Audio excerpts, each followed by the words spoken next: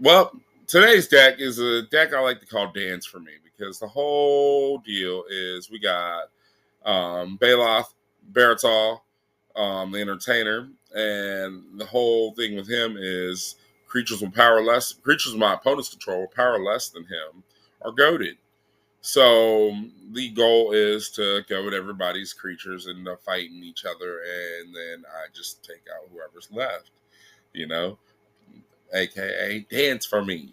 You know, so every time I go to the attacking or blocking creature dies, I create a treasure token, and then I chose a background, which the background we've chosen is Noble Heritage. Noble Heritage says commander creatures we own have when this creature enters the battlefield, and at the beginning of my upkeep, each player may put 2+1/+1 counters on the creature they control for each opponent who does. I gain protection from that player until my next turn. So we've got a whole bunch of stuff that's going to promote combat, and let's see what happens. Well, let's go ahead and highlight some of the cards in the deck. We got Arcane Signet, we got Argent Dias. Argent Dias says whenever it enters the battlefield with 2 oil counters, whenever 2 or more creatures attack, period, put an oil counter on Argent Dias. So whenever all my people are attacking, it's going to put more oil counters on it. More oil counters means that, hey, look, we can go ahead and exile some permanents. They get cards, but we want to exile people's stuff. So let's go. We got Bitterthorn. This is Animus, which lets us get lands and basic lands put on the battlefield tap. It's also a living weapon, so it's a charm. We got Cursed Mirror, Felwar Stone, Lightning Greaves, Norton's Annex, because, hey, if they're going to attack me, they got to pay. They can't attack me for free. Just saying. We got Soul Ring, Stone of Eric. Everyone who's seen the channel before know I have a thing for Stone of Eric. Stone of Eric is a really good card. Just saying.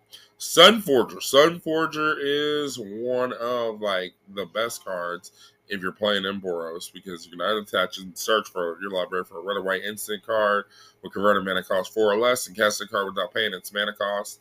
There's a lot of good instants that we can search for with this deck. We'll get there when we get there, but it's always good. And Talisman of Conviction, another mana rock. We got mana rocks on rocks. Rocks on rocks on rocks.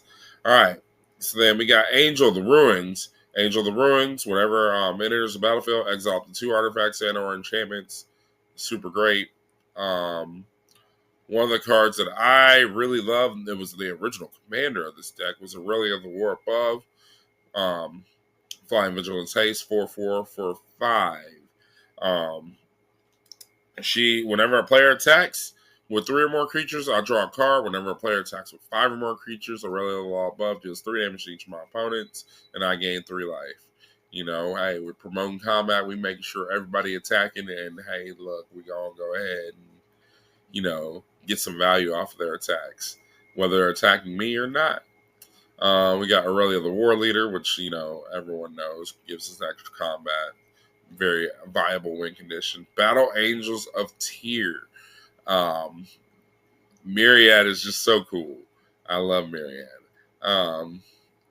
Whenever it deals combat damage to a player, draw a card. If that player has more cards in hand than each other player, then I create a treasure token. If that player has more lands than each other player, then I gain 3 life. If that player has more life than each other player. It's so cool.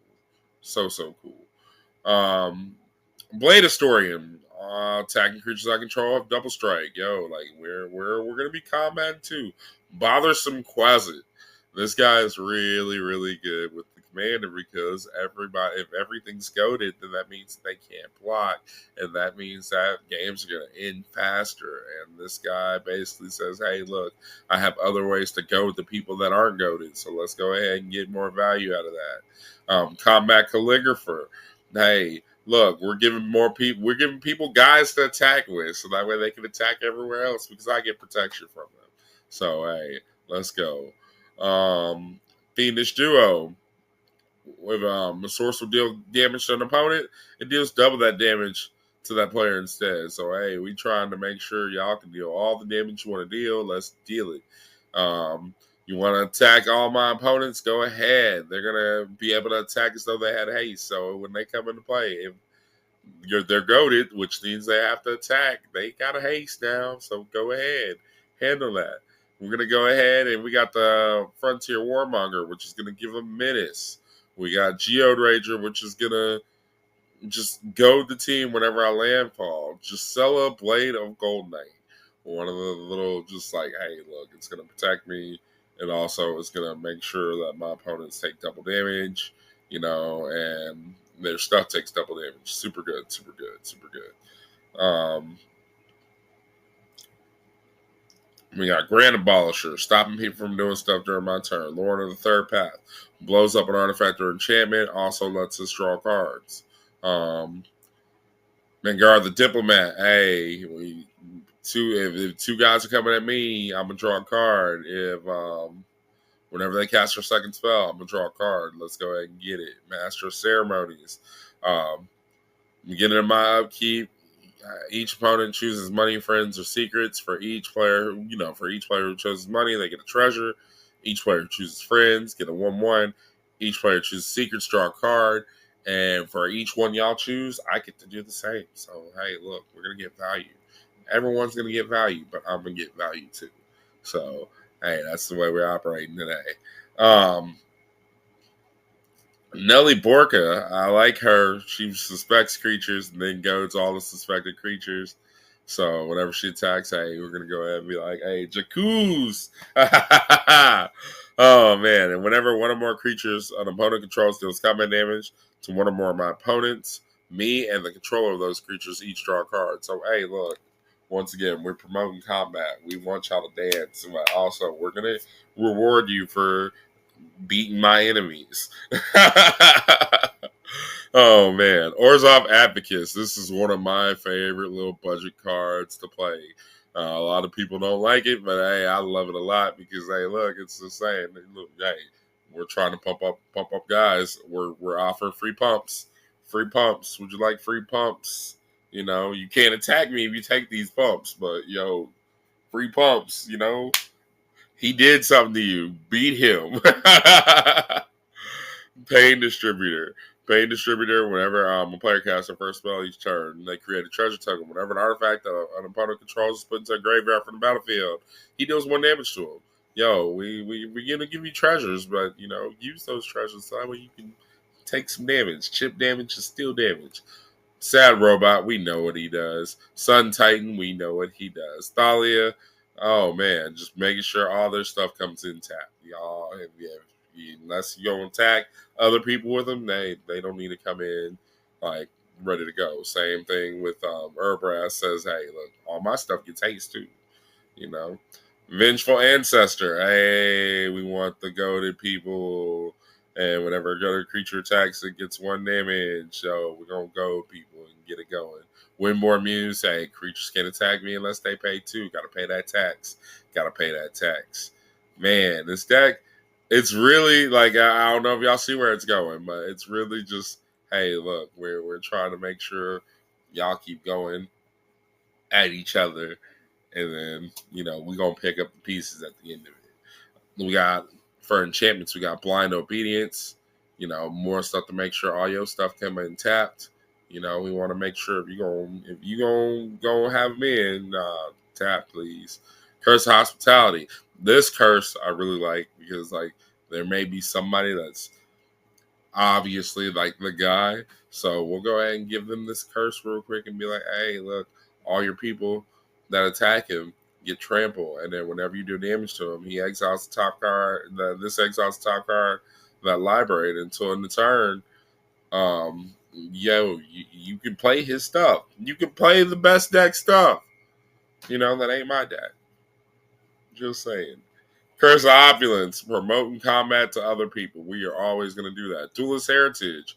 Whenever one or more creatures attack, you may have target creature gain double strike until in the turn. Target attacking creature gain double strike. Hey, look. We're going, once again, we promoting combat. We want you to go ahead and fight each other. And hey, look, we can reward you. We can make it to where you smack the mess out of somebody, goes to prison. Don't attack me though. Hot Pursuit. Hot Pursuit's a fun one. Because this is like the game ender. Whenever there's a battlefield, suspect, target creature, and opponent control, as long as Hot Pursuit remains on the battlefield, that creature is goaded. At the beginning of combat on my turn, If 2 or more players have lost the game, I gain control of all goaded and or suspected creatures until end of turn. Untap them, they gain haste until end of turn.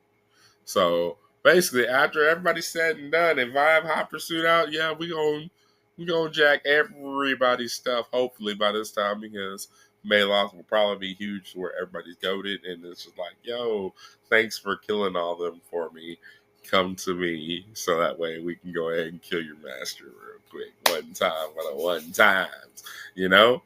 Oh my goodness. We got Luminarch Ascension, which of course if we're promoting everybody to attack each other, hopefully this Luminarch can build up real quick, and then I have an angel army to back me up in case I need it. Tenacious Truth. Hey, we gonna hey, look. Just to say, hey, I don't want you to attack me. Look, at the end of your turn, we both get to draw a card. How does that feel? You know? Like you go ahead and just keep whooping everybody, but at the end of your turn, hey, look, hey, we both win. Let's get it. Let's get it. Let's get it. Trouble in pairs. Oh my goodness. If a player were to get an extra turn, that player skips that turn instead. We stop other people from having extra turns, and whenever an opponent attacks me with 2 or more creatures, or draws your second card each turn, or casts your second spell each turn, I get to draw a card. Simple, simple, simple. War Leaders, Carl, it went simple, you know. Now, instants, actually, all of these instants are 4 or less. So the coolest part is, you remember that Sun Forger? That Sun Forger can pull all of them. We got the obvious includes, such as Path to Exile and Swords of Plowshares. We got Flawless Maneuver, giving all my people indestructible. Boros Charm, giving all my people indestructible. Clever Concealment, saving all my people. Comeuppance, hey, Comeuppance is a real good one that not too many people know about. Prevent all damage to be dealt to you and planeswalkers you control this turn. Damage from a creature source is prevented that way. Comeuppance deals that much damage to that creature. Damage from a non-creature source is prevented that way. Deals with damage to that source's controllers. Hey, look, we can go ahead and just sit there and just stop. In case if somebody is coming at me, sideways. Deflecting Palm. Hey, talk to the hand because the face don't understand. Look at it. Just, stop that. Mortal Obligation. Hey, look, we can give somebody their weapon back. You can have that back real quick, and you can sit there and start smacking everybody else but me with it because it is goaded and it can't attack me or permanent I control. But hey, we'll give you something back. We are benevolent. Settle the Wreckage. That's the best one because it's like, hey, look, we're gonna exile all these attacking creatures, and you can go ahead and search your library for that many basic lands. Go ahead, basic land check, and just stop your business. I don't need that in my life. We don't need that negativity in my life. Stroke of Midnight, a card that I don't see that many people playing. They should be playing that because it's generous gift, but better. We give them a 1/1 human instead of giving them a 3/3 elephant because I've seen people get beat by 3/3s before. It just happens. I've seen people get beat by 1/1s too, but it's a whole other story. We already talked about swords. Take the bait. Hey, we can only play this during an opponent's turn or during combat, but hey, prevent all combat damage that will be done to me. Planeswalkers I control this turn, untap all attacking creatures, and goad them. After this phase, there's an additional combat phase. So hey, look, you get another combat. You just gotta go elsewhere. Quit coming at me. Don't come at me like a G, because you ain't. Sorceries. Obvious goading everything. We got Disrupt Decorum to goad everybody. Fourth, Eorlingus. We create X 2/2 human knight creature tokens of trample and haste. And then whenever one or more creatures I control do combat damage to a player this turn, one or more players, I become the monarch. We want that crown. Jessica's Will, obvious, just include Mob Verdict.